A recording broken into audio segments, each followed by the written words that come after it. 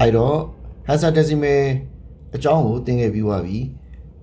data type တစ်ခုကနေတစ်ခုဒီ number system တစ်ခုကနေတစ်ခု hexadecimal တွေဘယ်လိုပြောင်းလဲဆိုတာကိုသဘောပေါက်နေကြပြီဖြစ်တယ်အဲ့တော့ hexadecimal တွေကိုဘယ်နာမှာသုံးလဲ programmer တွေမကဘဲနဲ့ programmer တွေဒီ program ရေးတဲ့နေရာတွေမကဘဲတခြားသုံးတဲ့နေရာတွေဘယ်နေရာတွေရှိသေးလဲ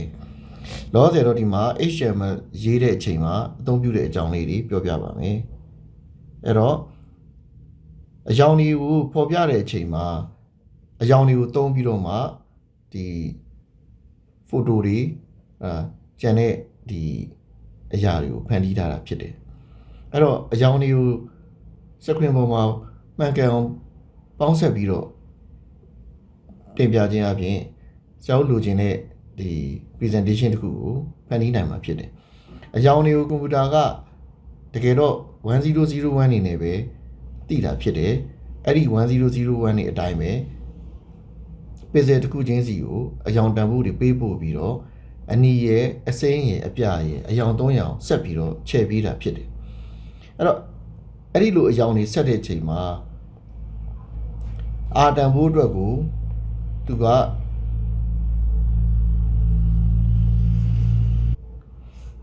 0ကနေပြီးတော့255အထိမတူညီတဲ့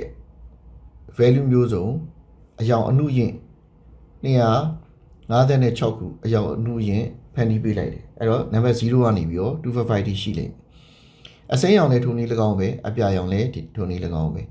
အစိမ်းရဲ့အပြာရဲ့အနီရဲ့အယောင်3ရောင်ကိုအယောင်အနုယင့်ပေါင်း256ခုကိန်းဂဏန်းအနေနဲ့ပြောမယ်ဆိုရင်0ကနေပြီးတော့255ထိအယောင်အနုယင့်တွေပေါင်းလိုက်တဲ့အချိန်မှာအယောင်တန်ပေါင်းများစွာဖြစ်လာအဲ့ဒီအယောင်တန်ဖိုးတွေကိုစက်ဒီစနစ်မှာဆိုလို့ရှိရင် decimal စနစ်မှာ base 10မှာဆိုလို့ရှိရင်0ကနေပြီးတော့255နဲ့ဖော်ပြပေးမယ်ဒီ binary value အနေနဲ့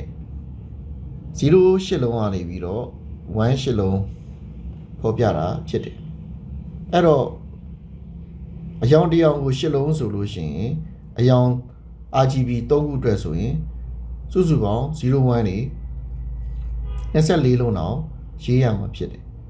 အဲ့တော့ programmer တွေကအယောင်တွေကိုဖော်ပြဖို့အတွက်နဲ့အဲ့ဒီ01နေအများကြီးကိုရေးဖို့ဆိုတာကအမှားယွင်းအရင်များမှာဖြစ်တယ်ဒါကြောင့်မို့လို့အဲ့ဒီ binary value တွေနေရာမှာ hexadecimal တွေအစားထိုးပြီးတော့အသုံးပြုလိုက်တာဖြစ်တယ်အဲ့တော့အကြောင်းတရားကိုစားပြုဖို့အတွက်8လုံးသုံးတယ်ဆိုရင်8လုံးကို4လုံး4လုံးနေပဲနှလုံးအနေနဲ့ခွဲထုတ်လိုက်ပြီးတော့မှအဲ့ဒီ4လုံးစီကို hexadecimal တစ်လုံးစီအစားသွင်းလိုက်ခြင်းအပြင်ရိုးရှင်းတဲ့ hexadecimal ဖော်ပြချက်လေးကိုရတယ်ဒီမှာဆိုလို့ရှိရင်သူ့ရဲ့ hexadecimal အရာ FF0000 ဆိုတော့ကျွန်တော်အရှိဆုံးကအနီရောင်က FF ဖြစ်တဲ့အတွက်ကြောင့်255ဖြစ်တယ် RG အနောက်က green က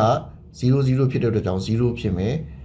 B blue ကလည်း00ဖြစ်တဲ့အတွက်ကြောင့်0ဖြစ်မယ်ဒါကြောင့်မို့လို့ဒါသူ့ရဲ့ hexadecimal နဲ့အကြောင်းတစ်ခုကိုဖော်ပြလိုက်တာဖြစ်တယ်အဲ့တော့အဲ့လိုဖော်ပြခြင်းအပြင်ပို့ပြီးတော့တိုတဲ့ရှင်းတဲ့မှတ်ရတာလည်းလွယ်တဲ့အကြောင်းစနစ်တစ်ခုဖြစ်လာခဲ့တယ်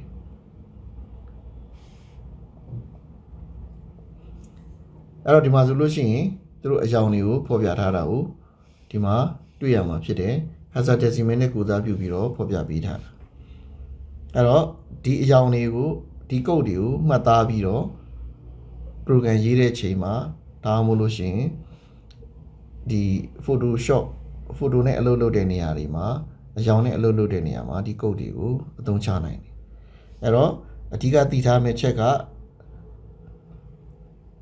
အရှိကခဏနှလုံးက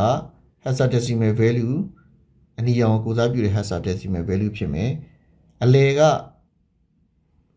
ခဏနှစ်ခုက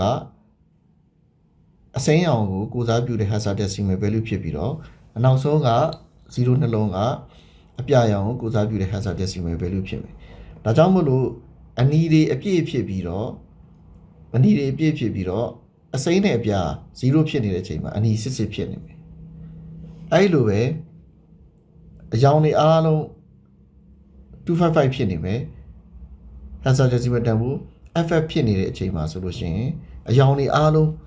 အပြည့်ဖြစ်နေအဖြူရောင်ကိုမြင်ရမယ်အရာအားလုံး0ဖြစ်နေရင်တော့အရောင်အားလုံး0ဖြစ်ရင်0တို့အနက်ရောင်အနေနဲ့မြင်ရမယ်အဲ့တော့အရောင်တွေအကြောင်းကိုသဘောပေါက်သွားပြီဆိုလို့ရှိရင်ကိုယ့်အနေကိုဒီအရောင်တွေအကြောင်းကိုအပြင်က software တစ်ခုနဲ့အသုံးချပြီးတော့စမ်းကြည့်လို့ရတယ်။ဘာသာလေးတွေကိုဆရာအချိန်တစ်ခုယူပြီးတော့သင်ခန်းစာတစ်ခုအနေနဲ့ပြပေးမယ်အရောင်တွေကိုဘယ်လိုဆက်တယ်ဆိုတဲ့အကြောင်းလေးကို။ဒီသင်ခန်းစာလေးကိုတော့ဒီလောက်နဲ့ပဲဖြတ်ထားလိုက်မယ်။အဲ့တော့ဒါဆိုလို့ရှိရင်တော့ဒီ hexadecimal နဲ့